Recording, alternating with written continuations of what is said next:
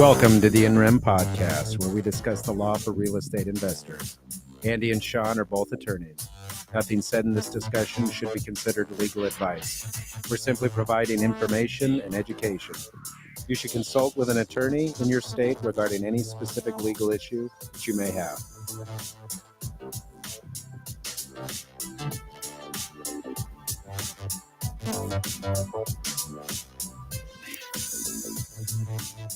Good morning, everybody. Thanks for joining the show. Today, our topic is how to manage your short-term rental. This should be a good topic. Looking forward to it. My name is Andy Fowler, and I'm here with Sean St. Clair. If you're new to the show, make sure to give us a like and subscribe to the channel. You can find us on Facebook, and you can find us on YouTube. YouTube is the preferred venue. You can find us at NREM Podcast. That's at NREM Podcast. With that, we're going to go to Sean, who has our legal update. Thank you, Andy. So the legal update that I want to discuss today is an important but overlooked provision in a creative finance purchase contract, which is dealing with the reinstatement of loans in default as part of the purchase of the property. So a lot of times when you're dealing with creative finance, you find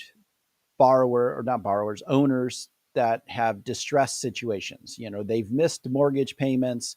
They can't afford to pay the mortgage on the property.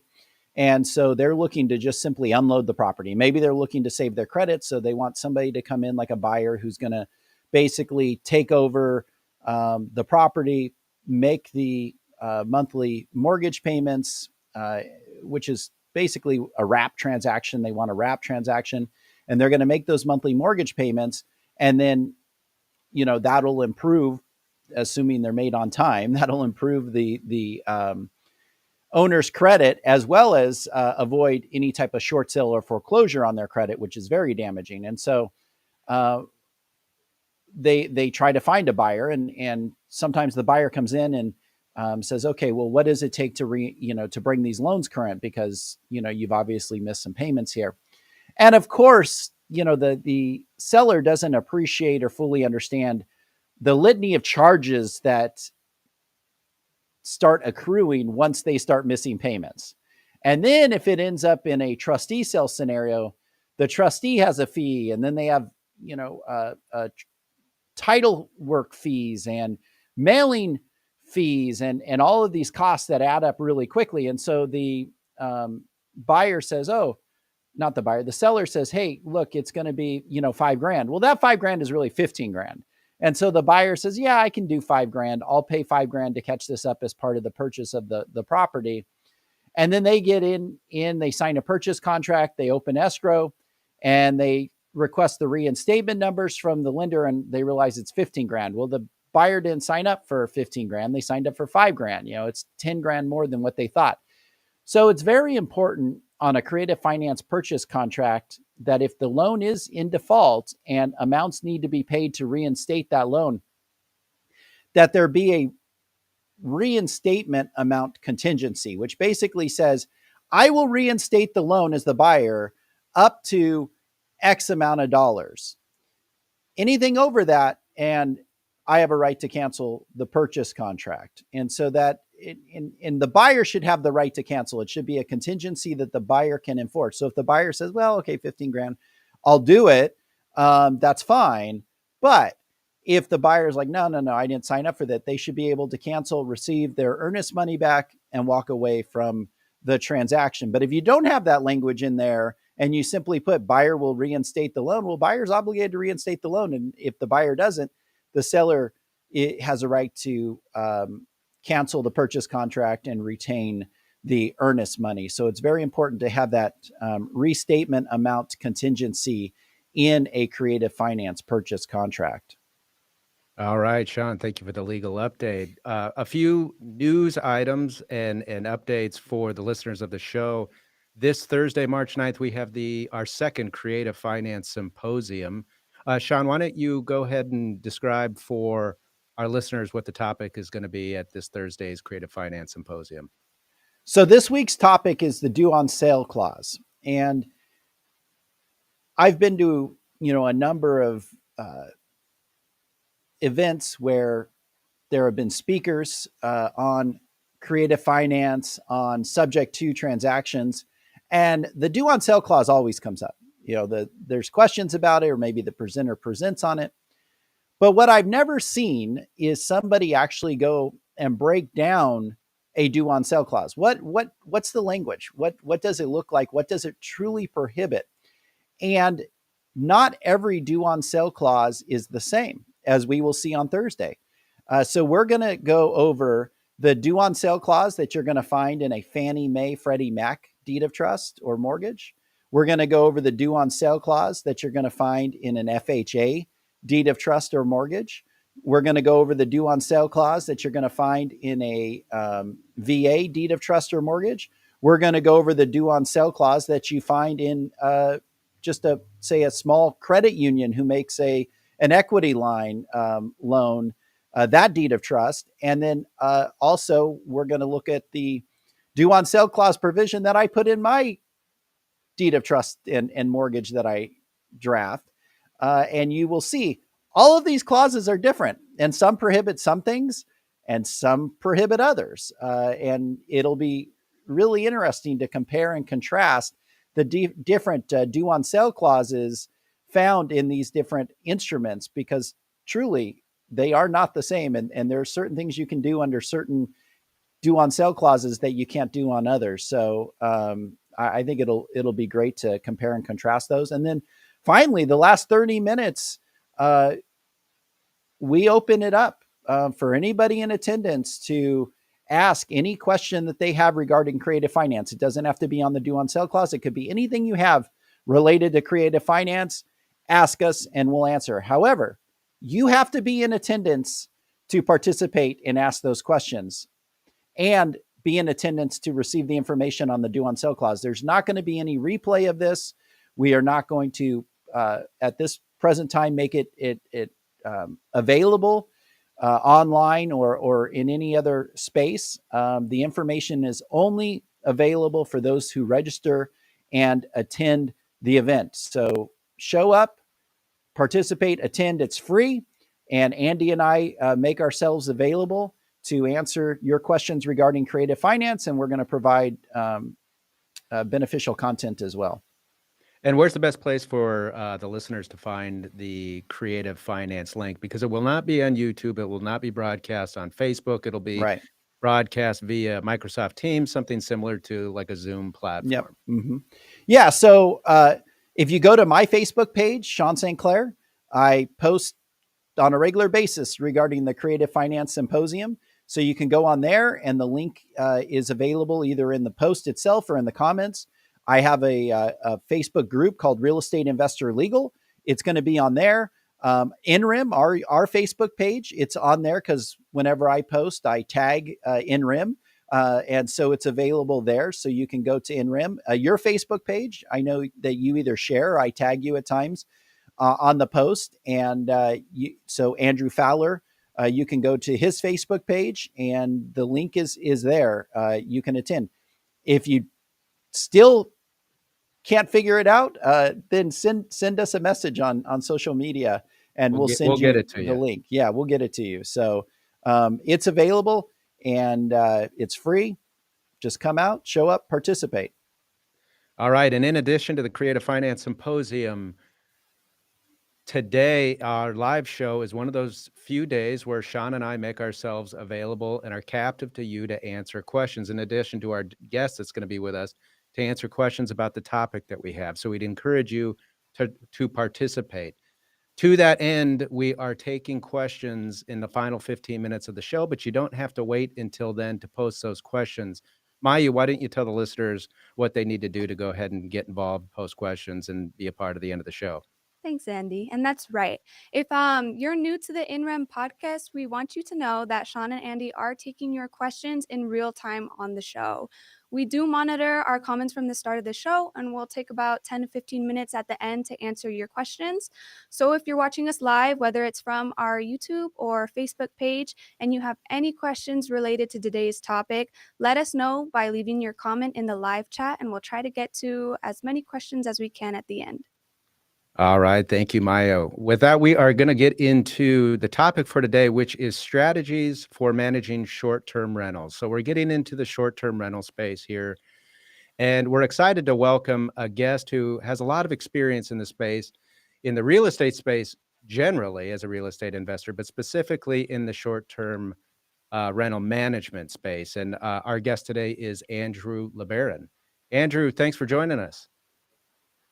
Hey guys, thanks for having me. So I know you are a real estate entrepreneur, a real estate investor. Tell us about all the things you have your hands in, what you're up to, and what you're doing. Well, it wouldn't be wise because if I did, everyone would think I'm not very focused, but I'll just explain a few. I guess the big ones are the short-term rental management company, buymoretime.com, where we manage short-term rentals across multiple states, multiple countries, 3 countries now, 7 states and counting. And then the other real large focus is the motel to apartment conversions. And that's found at motels2apartments.com. So we convert we convert old ratty looking motels and hotels and turn them into apartments, but there's a little bit of a twist to it, and it is a rental twist. So it is relevant, but those are the 2 main focuses I have now. Andrew, so let's start right at the beginning of short-term rentals. And here in Scottsdale, where Sean and I are, we just had the Super Bowl. It was a big time. It was a big event. We heard our friends talking about all the crazy fees people were paying to come in and rent their property. And I think, man, this is awesome. I need to go do a short-term rental. I'm going to get rich off of it. And so I'm just going to go find an investment property, and I'm going to do it. The question is, what makes for a good short-term rental? What property or type of property makes for a good short-term rental? I know you have a lot of thoughts on this and a lot to say, but what do you think goes into making a good short-term rental? Great question. A short-term rental is not selling a place to live. You're not selling a place to stay. You're not selling a place to sleep. That's what for. A short-term rental is could be multiple things, but for the most part, when people think of short-term rental, they think of an experience. That's what they're thinking of. When you say short-term rental, that could denote traveling medical professionals, traveling workforce housing. Okay, but for the most part, 90 to 95% of short-term rentals, when people think that, they hear that, they understand that, they Google that, it's going to be experience selling. You're selling an experience that happens to be on a piece of real estate. So I would imagine one of those factors in terms of experience is location. I would imagine that there might be ways to counter what some would perceive as maybe a bad location, but how much does location go into this? It's almost everything. And I say almost because now you have to be even better than the competition out there. But anything that's close proximity to hospitals, retail, airports, anything that is safe of crime, anything that might be close to major freeways where people can travel, anything that's anywhere that's centralized, that's going to play a huge role in your success in having a short-term rental. Remember, short-term is not it sounds silly, but it's not long-term. Okay, so short-term is I'm just going to be here for 6 months, or I'm going to be here for a week. I'm a reunion. So, I mean, that's a pretty big niche. I mean, there's so many different demographics we just covered in those 2 phrases. I'm either here for 6 months or I'm here for a week.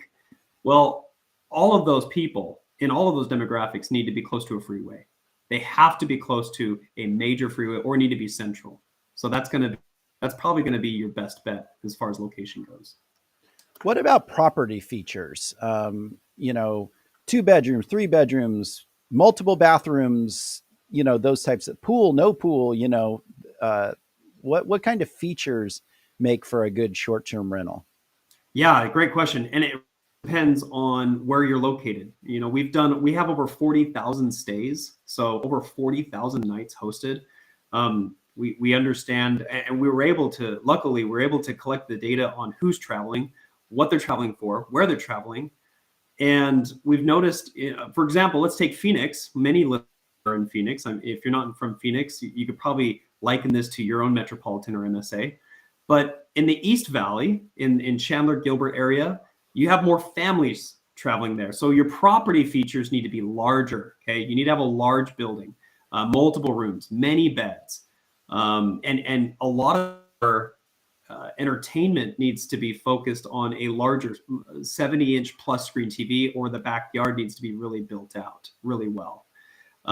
If you're in Scottsdale, it's actually a loss of cash. It's a loss of money to have a large building on a short-term rental platform, because it's much harsher in Scottsdale, North Scottsdale, or North Phoenix. You'd actually be better off purchasing a value-add condominium or a value-add property, smaller, and really decking it out, putting the juice into every single square foot that you possibly can. That's where you're going to get your most of your value. So it really depends on where you are. Less families in Scottsdale, more families in Chandler, Gilbert. Okay, so I mean, it depends on who you're trying to appeal to, and then you just match that property type. So what should an owner do? Because now an owner that's trying to get into this space or considering utilizing their real property for a short-term rental, we've just now learned that experience is a big part of it. Location's a big part of it. Features are a big part of it. But this changes not just state to state, but it can change city to city. Where would you recommend that, the investor really starting to look into this? Where do they begin researching this and trying to appreciate how they want to start doing this? Great question. Let's say you're a landlord or you're an investor that wants to jump into the space, just like you mentioned, and you want to research what area and what property type might be ideal for a short-term rental. First, you got to make the decision that you're willing to hold guests' hands, be a hospitality manager, be detail-oriented, create an experience and an environment that's conducive of people leaving you 5 stars. Okay, if you're not that type of person, don't do it. Once you decide, hey, I'm that type of person, you just go simply, and this is the easiest way to find out the type of property, the location, so on and so forth, is to go to Airbnb.com. You don't need to go to AirDNA. AirDNA is a great company. There's another one out there. I can't think of it off the top of my head, but where they sell you data. You just need to go to Airbnb.com. Airbnb.com is free. It's also the household name for short-term rental platforms there. Nothing comes in a close second. VRBO is far away. Booking.com is far away. But you go to Airbnb.com and you look at a certain area and you say, hey, who's leasing properties in this area? Who's on short-term rental, or who's having a short-term rental in this particular zip code? And then look at the property types. And you say, hey, my property looks just like this property with another $80,000. I can easily compete with them. Okay. And when you do that, then you can make a better decision. I'm going to jump into this and go for it. But if you're not willing to put money into your property, it's a lost cause.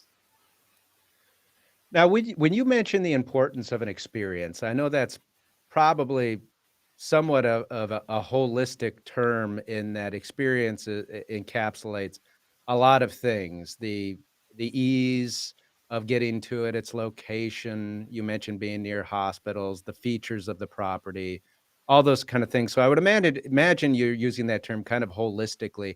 How much as part of the experience, how important is it that the property be unique or different than maybe everything else that's sitting on Airbnb, let's say? It has to be, because Airbnb.com is your new age Google.com for short-term rentals. I keep saying management. I need to stop saying that, but it's your new age Google. Okay. And funny enough, Brian Chesky, the CEO of Airbnb, really adopted the same principles that Google leverages as far as its algorithm goes to rank properties. And that's based on popularity. That's based on views. Believe it or not, Airbnb behind the curtain actually monitors how long somebody lasts on a particular listing. When you're scrolling through and you see the first image showing a pizza oven in a backyard, and it's a gourmet custom pizza oven that probably costs $100K to build, better believe that's going to get a lot more views, and it's going to have a lot more hang time, is what we call it. So if you're hovering over a photo, Airbnb says, oh, that's great. We need to award this individual. We need to award this host. And they'll jack up that host visibility and put them at the top. And they'll even put a badge on it, hot listing or hot. It's not hot listing or hot home, but anyways, there's actually a filter or badge that they place over the listing, and it gets a lot of excitement. And then you start seeing it get booked. And that's actually a really awesome hack, is where you can add one outlandish, wildly different feature to your property, and you could showcase it on photo number 1. And then suddenly you're booked for the next 4 months. So for a real estate investor who's looking and maybe looking to spend a lot of money on their property to make their property more appealable and more marketable in the space, should finding a way to make it unique be at the top of their list? Has to be. It's not landlording. A real estate investor could be a very terrible owner of a short-term rental. It's not even the same scope. It's not even close. Your landlord is providing, again, a place, it's housing, a place to live.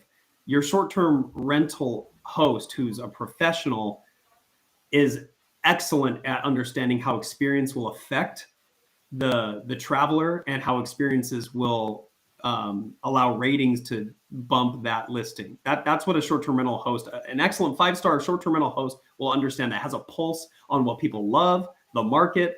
There's a guy I just consulted about 2 weeks ago, and he's in Gilbert, and he's a builder. Okay, so he builds these beautiful, we have a few builders, funny enough, that are clients of ours that build, and they send them over to us to manage. And he built this subdivision near downtown Gilbert. Now, if you don't know downtown Gilbert, it is booming. It is a hot spot. People are walking now. It's now a pedestrian zone. You know, I grew up in Gilbert. I went to Highland High School back in the day, and that place was dead. Now people are walking around. They're there every day. They're all over the place in downtown Gilbert. Everybody wants to be there. And he decked out his property. He put everything he thought that would bring an appeal to travelers to it, but it's still hard to compete with others. So he's putting a taco truck in the backyard. He's putting a taco truck, and it's a legit taco truck. He's got wheels on it. It's got a little trailer bed, maybe an 8-foot wide trailer bed. He's got a cover on it. It's a metal trailer truck. He cut out with a plasma cutter an actual stand, and he's got electrical in it. I mean, the whole 9 yards, and they have tacos there when you come and stay. I mean, that's rad. That's so cool. He even decks it out with a fridge where you can actually serve up some tacos while you're staying there. Okay, now he's booked because that's cool, because that got attention. See, landlording 101, that has nothing to do with it. And investors that are listening right now, you know, if you're thinking, man, that sounds so exhausting, then stick to landlording. In fact, you'll do much better, because this is such a different business. Well, that makes a ton of sense, right? When you go on a vacation with your family, it's half of it is about the memory and the experience and the story you can tell after the fact. And when I tell my friends about the place that I stayed that had the taco truck, everybody else is like, I've never even heard of that. I'd love to go try that. Now, just curious, does he has to separately staff that? That's like a whole new element? No, he decks it out so that you can use it when you get there. Oh, I see. It's really a DIY kind of thing. And that's really key too. People don't want to be bothered. You know, in the very beginning, 8 years ago, we thought that people wanted to be bothered all the time. So we would say, hey, we have a professional masseuse, just inquire, and then we'll add it to your bill. Or, hey, they don't like to be bothered. Typically, your Airbnb demographic, your short-term rental, I shouldn't say Airbnb, your short-term rental traveler, they actually don't like the motel style service. They want to be left alone. They want to be left to their own devices and handle it. They like that. There's a lot of pros and cons to that, but more pros if you set up the space exactly how they want it to be set up. So the short-term management, let's get into the management of the short-term rental now. And I know you have unique thoughts about that because you have a company that does it. Management can mean a lot of different things, but what does short-term management mean to you and to your company? What does that look like? It is property management on an annoyingly higher level. And I say annoyingly because most property managers they don't want. You'll see a lot of property managers out there, and I feel for them, but they want to be that short-term rental manager, and then they decide to jump in, and they realize, oh my goodness, I have to answer questions. I have to talk to guests. I have to pick up the phone. I have to tell them where the bathroom is. Yes, people have asked that. Where is the bathroom? Like they couldn't walk around the house of it, but you have all these high concierge is what I'll say. It's a very highly concierge, and people are not prepared for that. So that really is what short-term rental management. It's concierge. It's 24/7 customer service.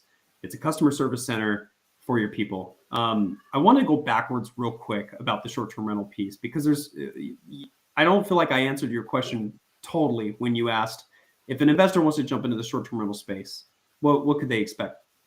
There's different facets of short-term rental management and short-term rentals. If they want to be a manager of their own investment property and they happen to be in Arcadia or close to a hospital, rather, where you have traveling medical professionals, they can appeal to that one demographic or that class, and they can build it. And it doesn't need to be all taco trucked out. It doesn't need to have all the bells and whistles, but they can appeal to one group of individuals. And that's actually really smart to do. You can go, I know someone that went to Brazo Healthcare and PCH and decided, hey, I want all of your hospitality coordinators to reach out to me when you need your surgeon to be housed, when you need your doctor or your nurse or whoever, and that individual's booked. That individual has bookings and they only call him. So there's a lot of different angles rather than just relying on the traffic that short-term rental platforms might provide for you. If you're a landlord, I highly suggest getting just active in your community, letting everybody know who you are and what you're offering, and then letting them do the traffic for you, letting them handle that for you. Airbnb is just a backfiller. So one of the things, and I might be jumping ahead a little bit here, but you mentioned managing your own properties.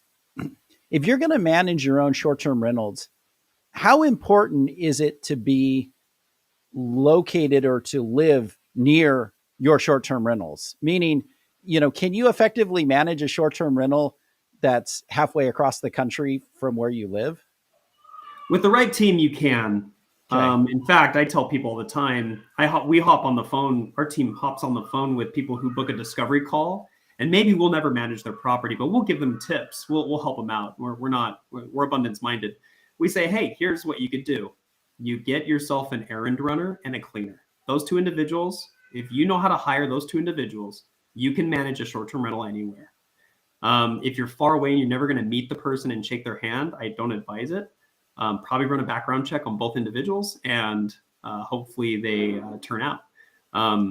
You can run it if you're far away. It's much harder. That's why our company exists. But if you're going to do it yourself and you like to be in the mix of it, there are people out there that like to be in the mix of it. They just love meeting new people that travel. They love being around others, and they love stocking toilet paper. If that is you, then you'll love this gig. Now, finding a cleaner, though, and the reason I ask is my wife and I, we've purchased a property in a small town in Wisconsin, and we were talking to some people there, and one of them has some short-term rentals, and he was lamenting the fact that it was hard to find cleaners, and the ones that he found would flake out, and then they would be calling him at 11, like, oh, I can't clean today, and the guests are coming at 2:00. He's like, oh no, and he's having to go over, and him and his wife drop everything and go clean the unit, and it's like, well, man, that seems like a real pain. It's the number one reason why I think short-term rentals fail. And it's actually one of the biggest reasons why when we ask and interview new clients, they come to us. They hate cleaning and coordination. That's one of the hardest parts. We tell people, don't find a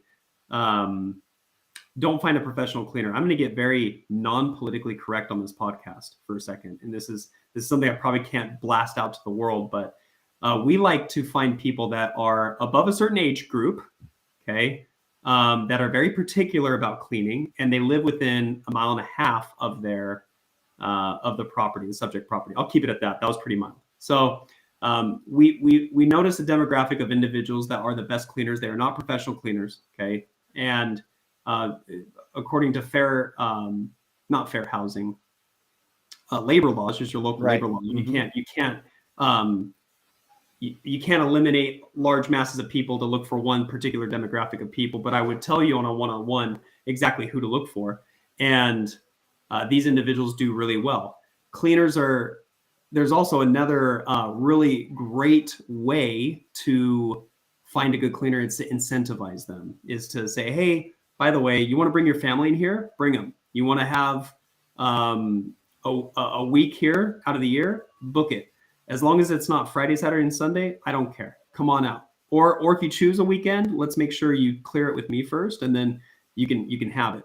That way they own the property with you without owning it. It's all psychological. And having a cleaner own it is going to do you a lot of good. Plus, we do bonuses. So we bonus our cleaners. After every 5-star cleaning, we tally it. After 10 5-star cleaning reviews, they get a bonus, whether it be $50, $100. After 20 in a row, we do like $200, $250, and then it resets. It goes back down to 10 again. So when you do that and you create an incentive program, you're going to get better cleanings every time. People are incentivized, and they're also going to feel a sense of ownership. That's the big hack. That's the cheat. That's the big secret of cleaning. So explain to us and for our listeners kind of the full scope of the duties, roles, and obligations that you take on as the property manager and why it might make sense for somebody who's, struggling on their own. So number one, we try to understand your listing, soup to nuts. We'll do a deep dive into your listing. We'll look at it virtually and we'll talk to you over a very long phone call. It's our onboarding call. We want to know all the ins and outs of it. We have a lot of prompts that help us understand it. We log it away into our CRM. We'll never know the listing nearly as well as the owner. And that's the first thing they need to know. It's like, hey, we're going to know it, but we're not going to know it nearly as well as you do. So the more explanatory you are, the better we can understand it. Every single property has its own DNA. Every single property is nuanced. They have, a squeak in the back rear door. There's a strange sound in the middle of the night that happens in the attic no one can explain. Every house just has its own DNA. Okay, so it's very unique. It's not like a motel where every single room's the same.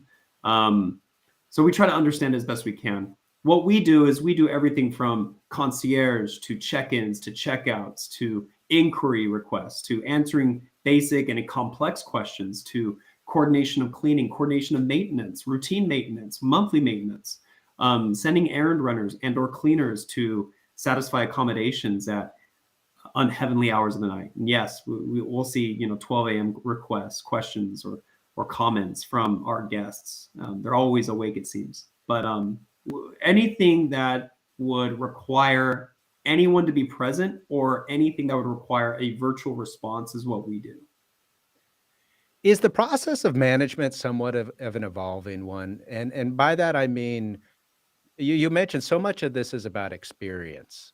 And the customer's expectation of the experience, I think, is probably something that is what it is now, but may not be that way a year from now or 2 years from now. There may be, new technologies that make the experience better that a few tried and then it caught on, and there's kind of an expectation to evolve and make yourself better. What is it like to kind of experience that and move along with the process as the experience or technology evolves? And maybe you have some examples of what that could look like.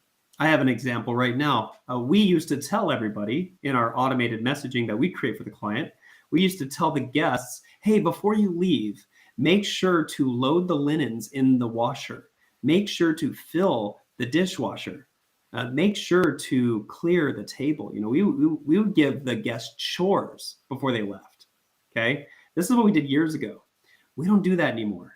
The experience level dropped. People hated that. Okay, then look, I came here to get away. I didn't come here to do a list of chores. Okay, that's what I paid a cleaning fee for. We actually had one guy, funny enough, say, hey, do I get my cleaning fee back?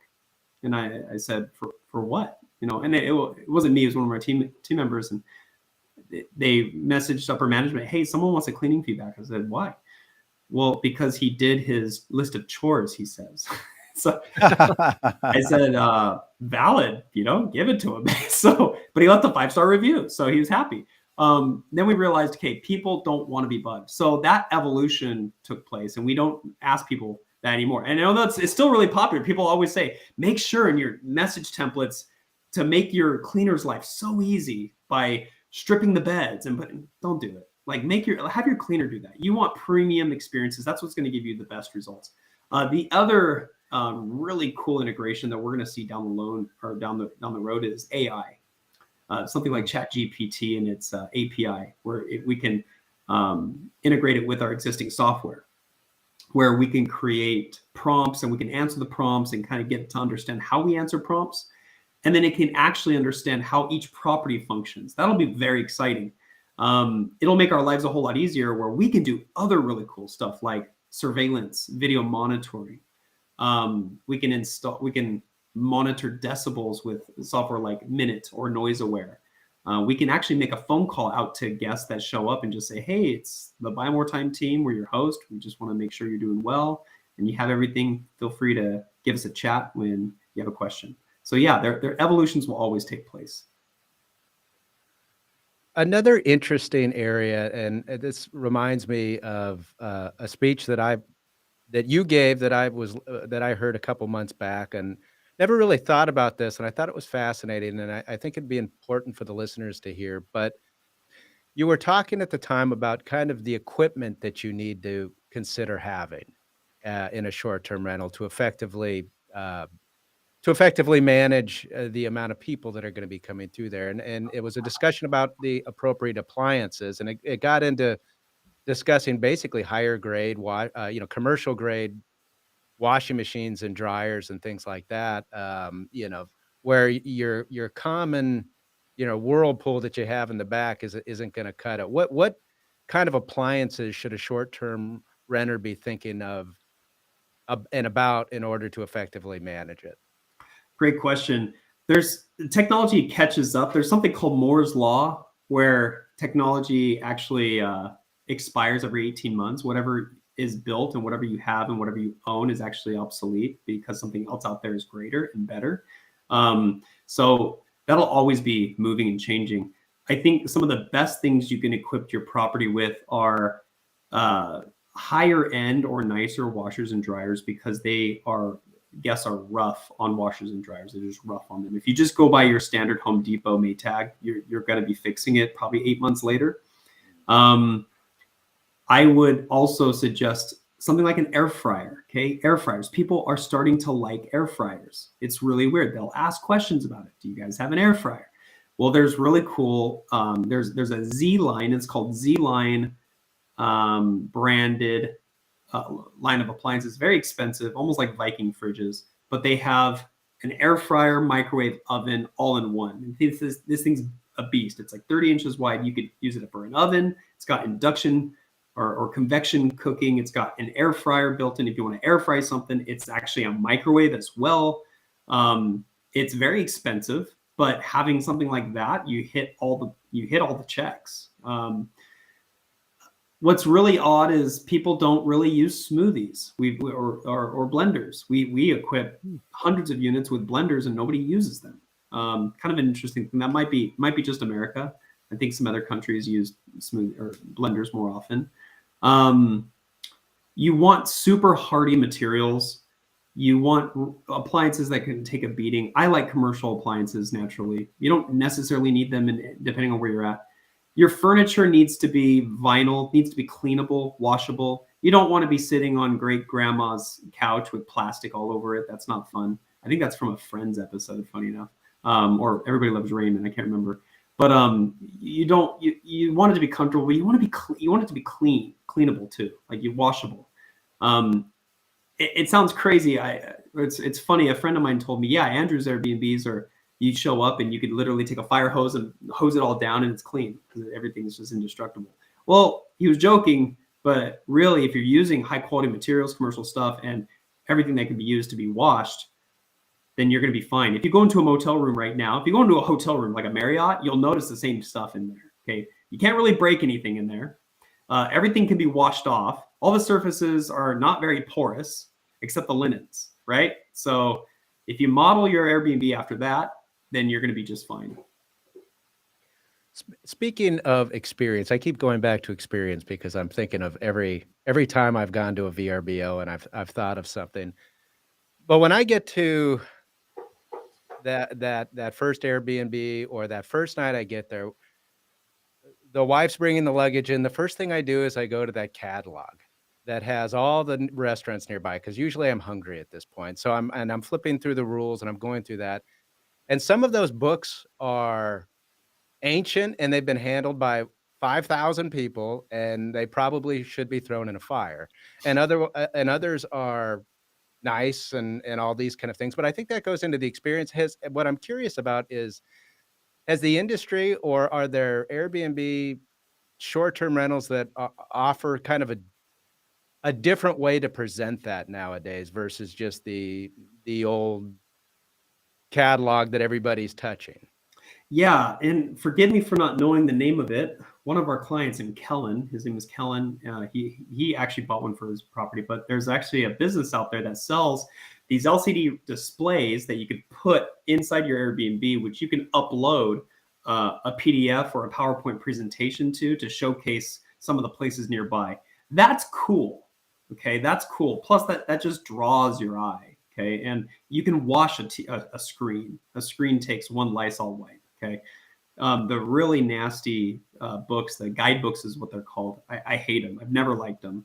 Post-COVID, Airbnb actually didn't like them anymore. Airbnb is like, don't use guidebooks, or don't use guidebooks that are paper. Make sure they're plastic. I hate it all. I love books. I just don't think, having a book where thousands of people touch it every week is wise. Yeah, you could also just simply create a Google Drive. This is how simple it is. You can build a Google Drive with all of your favorite stuff on there, your links to your favorite restaurants, the places to go, the places to hike. And you could automate that sending inside of the Airbnb app or using a third-party PMS, property management service or system.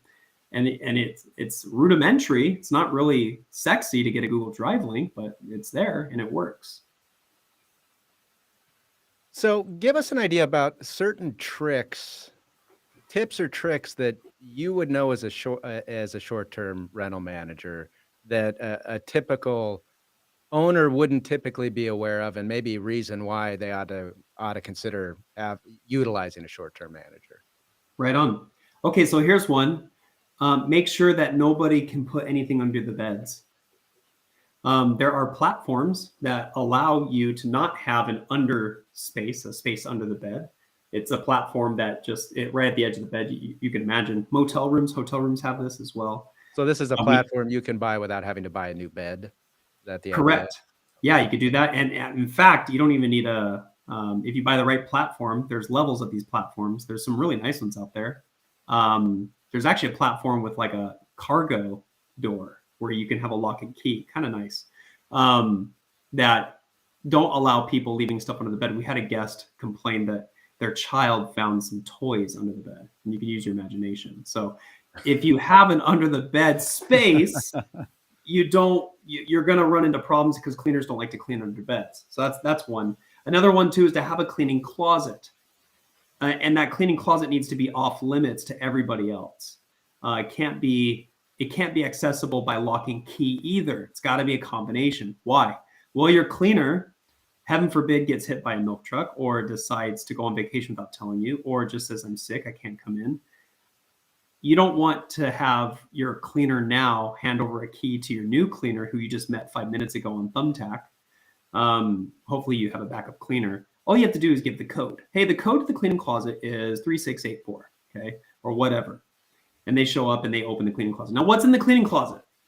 Okay, I'm going to tell you one of the biggest tricks in this game. First of all, it's managing expectations. That's number one. If you can manage a guest's expectations, you win. You win the game. That's all it is. Just a game of managing expectations. But in the cleaning closet, the Costco wholesale should be present. Okay, you should have toilet paper, paper towels, linens, flat sheets, fitted sheets, soap, shampoo, conditioner, all your products that you need to refill. They should be there in grand supply, and you should buy a ton of it. If you're not spending $1,000 at Costco just for your cleaning closet, you're not doing it right. And inside your cleaning closet, we recommend this. This works really well. You should have a stack, and this is going to sound weird, of gift cards to Amazon.com. And they should be $25 a pop. I'm going to repeat this until I'm blue in the face. You will get guests who complain for no reason. Okay, they just do. You'll have a beautiful A-class, luxury, top of the line, multi-million-dollar listing. Just wow, holy cow. Like unlike anything anybody's seen, and you'll still get complaints. What we do is we always apologize, as all managers on here watching should. Always apologize, even if you don't know what you're apologizing for.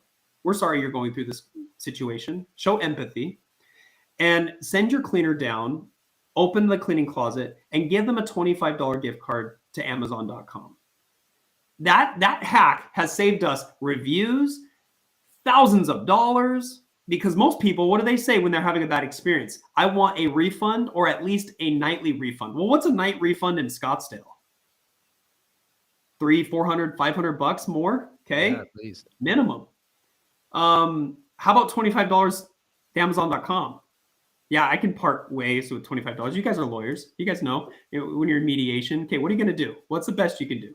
Okay, the same thing. I'm going to part ways with the $25 gift card to Amazon, and I'm going to have my cleaner go there, open it up, hand it to them. I'm going to show my cleaner exactly how I hand it to them too. This is how I hand it to them. We are so sorry you're going through this.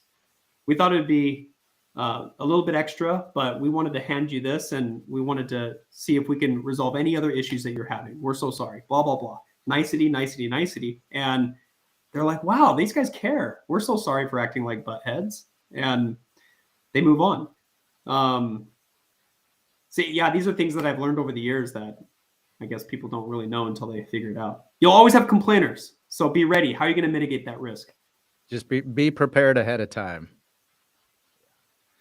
So is there, I know you're in multiple states, and this might change from state to state, but is there any licensing required in order to be a short-term rental manager? To be a short-term rental manager, there isn't if you are leveraging the platform itself as a host. Okay.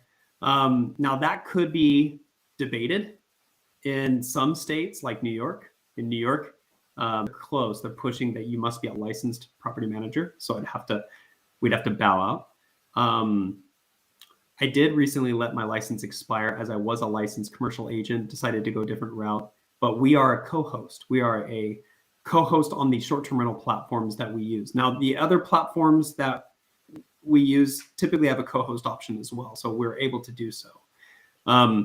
We do not create listing agreements. We do not create rental agreements. We use lawyers or we use brokerages to do so. Brokers can do that, and we don't necessarily need a real estate attorney, or a real estate attorney can do that.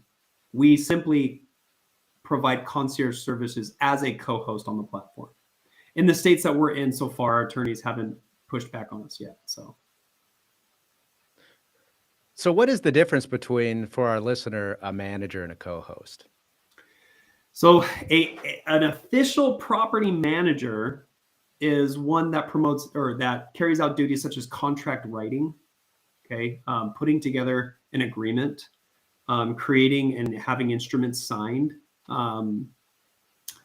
also discussing the property details to potential tenants, which what we do is we refer to the listing.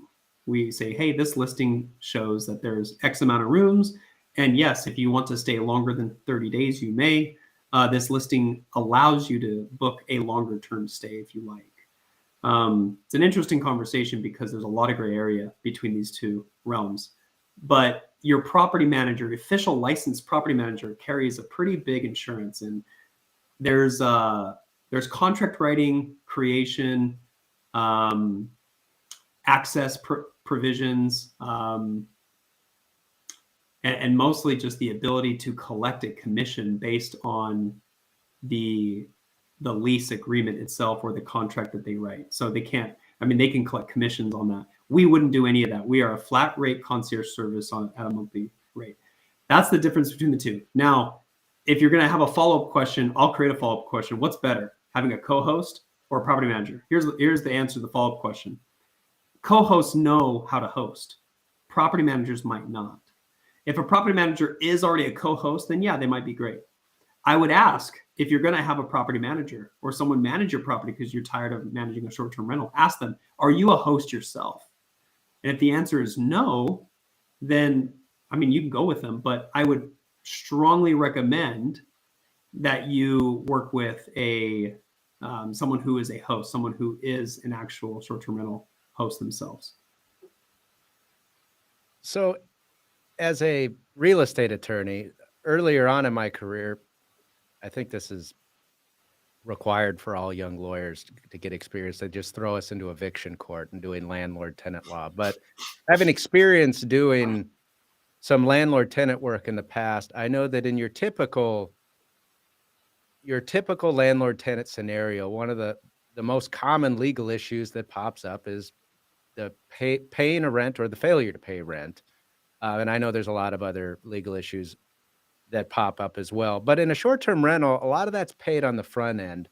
So I'm just curious, what are the most common legal issues that you see pop up in dealing with short-term rentals, and how different is it from kind of the traditional landlord-tenant scenario? Been there, done that. Your short-term rental is not immune to the Landlord-Tenant Act of Arizona, unfortunately, unless it's a commercial asset.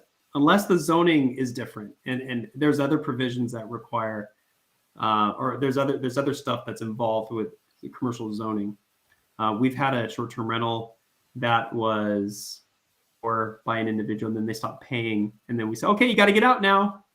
We called the local police, and the local PD said, is this a domestic dispute? No, they're not leaving. Oh, okay, you need to talk to the eviction court. Well, hold on, there's a short-term rental. We shouldn't have to do that. Yeah, you do. It's an inferred lease. It's over 30 days. So there's some ness in this game. I know some short-term rental managers that actually, if they have a long-term lease, this is super weird. I don't think I'd ever do this, but they actually switch properties. Like they have their guests move from property to property, you know, so that it stands up in court easier to you still have to evict them though. So it's time, but evictions still have to transpire. They still go down.